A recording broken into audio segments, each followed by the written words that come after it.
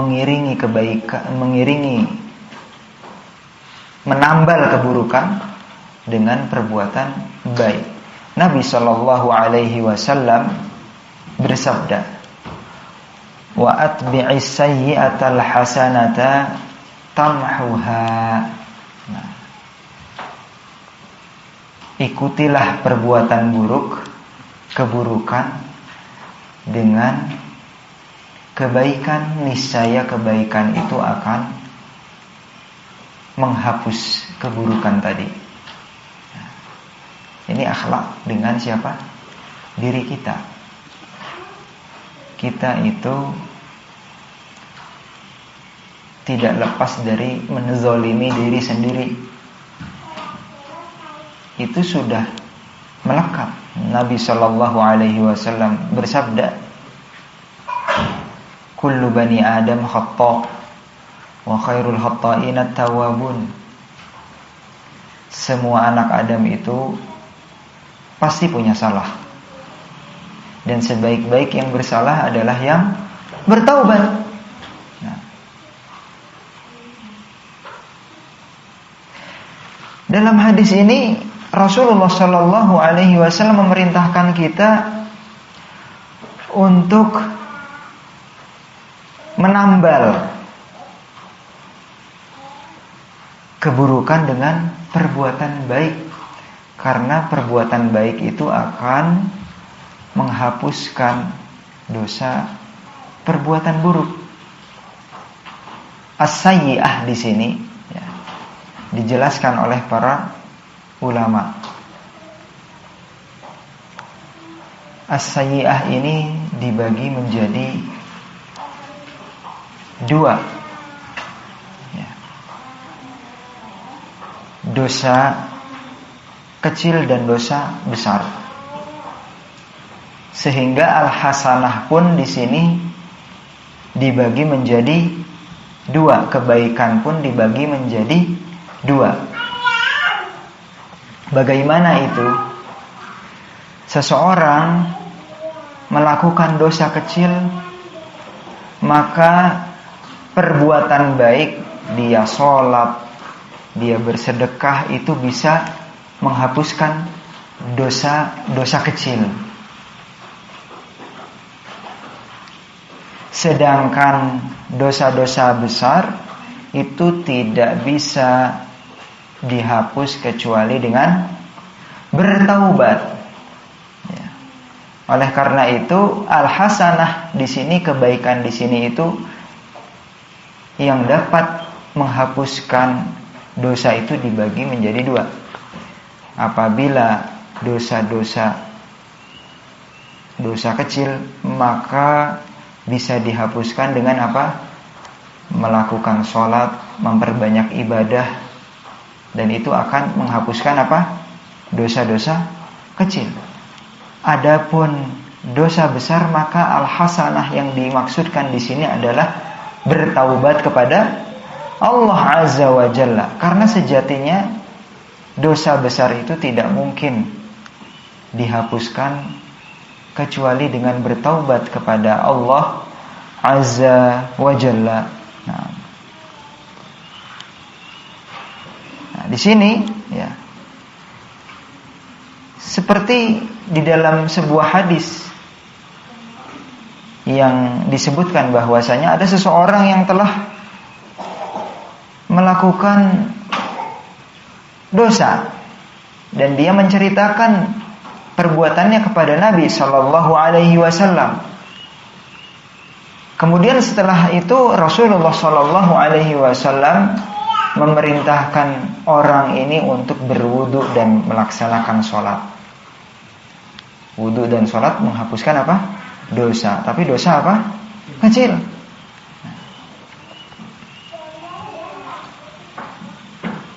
Nabi Sallallahu Alaihi Wasallam bersabda, "Ma min rajulin yuznibu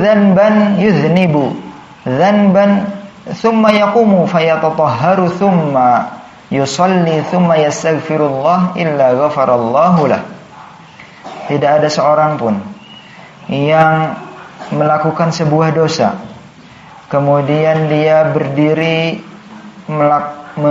berwudu, bersuci, kemudian dia sholat, lalu setelah sholat dia beristighfar kepada Allah, pasti Allah akan mengampuninya. Ya, seperti itu. Dan masih banyak amalan-amalan lain yang Rasulullah Shallallahu Alaihi Wasallam sebutkan bisa menghapuskan dosa. Di antaranya wudu. Ya. Rasulullah Shallallahu Alaihi Wasallam bersabda, "Man tawaddoa nahwa wudu'i hadza, thumma raka'ataini, la yuhadditsu fihi ma nafsahu." Yang berwudu seperti wudu yang aku praktekkan ini, kata Nabi Shallallahu Alaihi Wasallam. Thumma shalla raka'ataini, kemudian sholat 2 rakaat. Kemudian dia tidak berbicara dengan dirinya, dia khusyuk, ghufira lahu ma taqaddama min dzanbih, maka dia akan diampuni dosanya yang telah lalu dengan berwudu. Dan masih banyak kalau kita lihat, ya. Yang akhir setelah Nabi SAW menyebutkan amalan tersebut, beliau akhiri, ghufira lahu ma taqaddama min dzanbih, diampuni dosa yang telah lalu.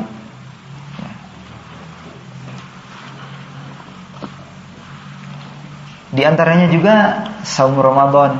Man shoma Ramadhana imanan wa ihtisaban. Siapa saja yang saum Ramadan karena iman dan mengharap pahala kepada Allah, ghufira lahu ma taqaddama min dzanbih, maka akan diampuni dosanya yang telah lalu. Ya, seperti itu.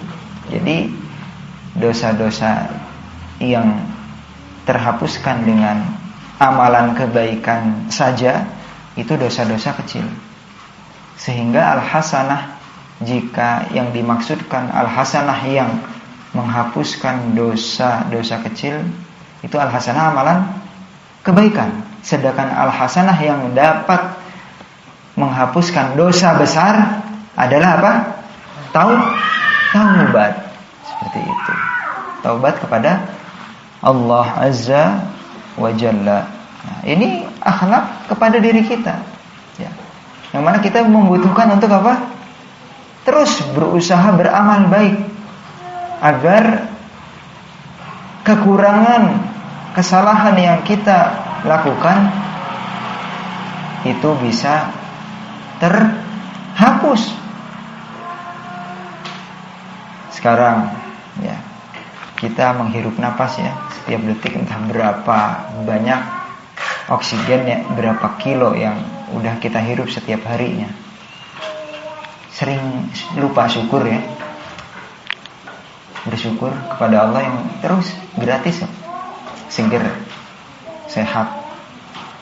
Tapi kita luput bersyukur kepada Allah. Itu kesalahan bukan? Kesalahan.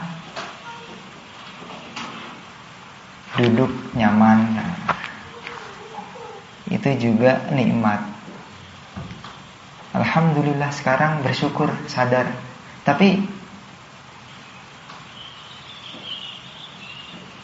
kapan kita bersyukur? Sedikit sekali. Itu kesalahan bukan? Kesalahan. Makanya kita berusaha terus memperbanyak apa? Amalan kebaikan. Karena itu hakikatnya adalah kita sedang menerapkan hak-hak yang Allah wajibkan kepada kita untuk diri kita sendiri. Kebaikan yang kita lakukan sejatinya untuk diri kita sendiri, ya. Nah, kemudian bagian yang terakhir, ya. Bagian yang terakhir, penggalan yang terakhir, wa khaliqin nas bi khuluqin hasanin, dan berakhlaklah, berperangailah dengan sesama manusia dengan akhlak yang baik. Nah, kita perhatikan urutannya, ittaqillah, bertakwalah kepada Allah. Yang paling utama itu berarti akhlak kita kepada Allah. Nah, seseorang yang betul-betul berakhlak kepada Allah, maka jika dia betul-betul bertakwa kepada Allah, maka itu pun akan menjadi motivasi bagi dirinya untuk menjaga akhlaknya dengan sesama. Sebagaimana ketakwaan juga, ketakwaan kepada Allah akan menggiring dirinya untuk berusaha berbuat kebaikan. Kembali lagi kepada apa? Tauhid kepada Allah Azza wa Jalla. Mengenal Allah Azza wa Jalla dengan sebenar-benarnya. Jadi kalau seorang itu sudah merasa beriman kepada Allah Azza wa Jalla, mengaku beriman kepada Allah Azza wa Jalla, beriman kepada hari akhir, tapi tidak semangat dalam melakukan kebaikan, itu salah satu tanda lemahnya apa? Keimanan. Sebagaimana seseorang apabila tidak berusaha berakhlak baik kepada sesama, itu juga menjadi ciri seseorang itu lemah dalam takwanya kepada Allah Azza wa Jalla. Tanya diri kita. Tanya diri kita. Sudahkah kita berbuat baik dengan sesama? Jangan ketika mendengarkan kajian seperti ini melihatnya ke orang. Wah, itu kayak gitu. Wah, ini bisa jadi tauhidnya gak benar. Bukan. Tapi apa? Yang seperti ini untuk apa? Diri kita. Kita gak benar ini akhlaknya. Belum bisa menjaga akhlak, belum bisa menjaga tutur kata kepada orang yang lebih besar, kepada yang lebih kecil, kepada sesama tetangga. Ini ada masalah yang harus dibenahi di dalam ketakwaan kita kepada Allah. Ya. Jangan sampai kita mendengar seperti ini untuk menilai siapa? Orang lain. Ya.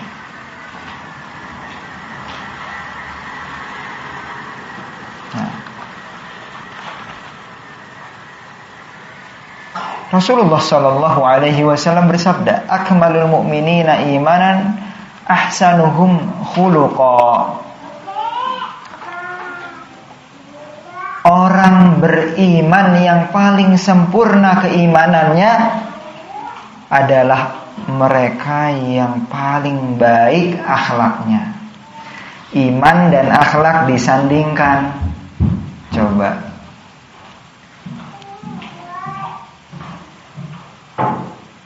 Karena sejatinya bukti dari keimanan itu salah satunya dengan apa? Dengan akhlak yang baik. Allah memerintahkan kita untuk berakhlak baik. Tapi kalau kita tidak berakhlak baik, berarti iman kita dipertanyakan. Iman kita kepada Allah yang memerintahkan agar kita apa? Berakhlak baik. Rasulullah sallallahu alaihi wasallam akhlaknya baik. Kita ngaku beriman kepada Rasulullah sallallahu alaihi wasallam, tapi akhlaknya enggak seperti akhlak Musail ya. Kita bisa menyamai akhlak Rasulullah, tapi kita tidak mencontoh Rasulullah. Tidak menjadikan Rasulullah tauladan. Rasulullah memerintahkan kita untuk jujur, untuk berbakti kepada orang tua, untuk menyayangi orang yang lebih rendah, untuk menghargai ilmu. Tapi kita tidak menerapkan itu. Apakah kita betul-betul beriman kepada Rasulullah SAW? Makanya di dalam hadis ini Rasulullah SAW mengatakan, orang yang paling sempurna, orang beriman yang paling sempurna keimanannya apa? Yang terbaik akhlaknya.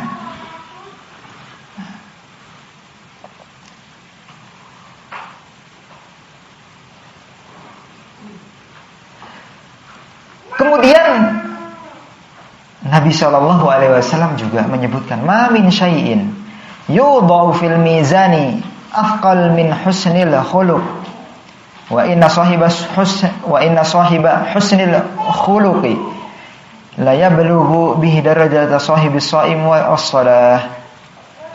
Tidak ada satu amalan pun, satu hal pun yang diletakkan di timbangan yang lebih melebihi beratnya timbangan akhlak yang baik. Dan sesungguhnya seseorang yang memiliki akhlak yang baik itu bisa derajatnya bisa setara dengan orang yang rajin saum dan rajin salat. Seperti itu. Hasib anfusana. Lihat diri kita, akhlak kita. Sebagian orang beralasan, ya, beralasan saya tuh udah kayak gini orangnya. Ya. Jangan-jangan yang beralasan kayak gitu kita sendiri, diterima atau enggak oleh Allah Azza wa Jalla alasan seperti itu? Enggak.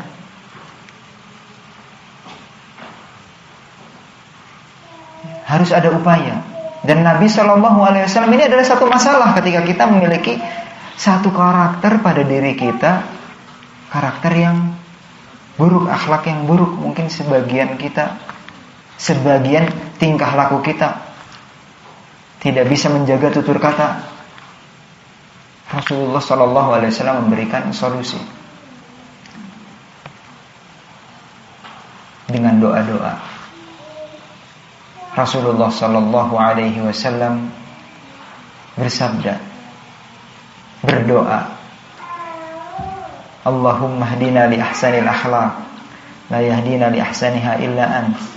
Allahumma srif anna sayyi'al akhlaq, la yasrifu anna sayyi'aha illa ant.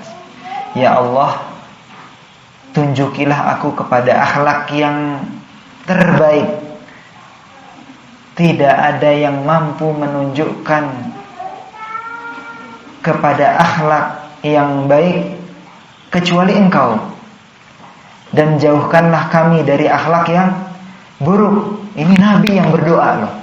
Nabi akhlaknya baik, tapi tetap berdoa untuk mencontohkan kepada kita agar seseorang apabila mendapatkan kesulitan, akhlak yang kurang baik, perbanyaklah doa dengan doa-doa yang dicontohkan Nabi SAW. Allahumma srif anna sayyi'al akhlaq. Ya Allah, palingkanlah, jauhkanlah diri kami dari akhlak yang buruk. Tidak ada yang mampu menjauhkan kami dari akhlak yang buruk illa ant, kecuali Engkau. Allahumma ati anfusana taqwaha. Ya Allah, karuniakanlah, berikanlah kepada kami. Allahumma ati anfusana taqwaha. Berikanlah diri dari kami, karuniakanlah kepada kami ketakwaan di dalam diri-diri kami. Allahumma ati anfusana taqwaha wa zakkiha. Dan sucikanlah jiwa-jiwa kami. Anta khairu man zakkaha. Sesungguhnya Engkau sebaik-baik yang mensucikan jiwa. Anta waliyuha wa maulaha. Engkaulah yang menguasainya, yang mengurusnya.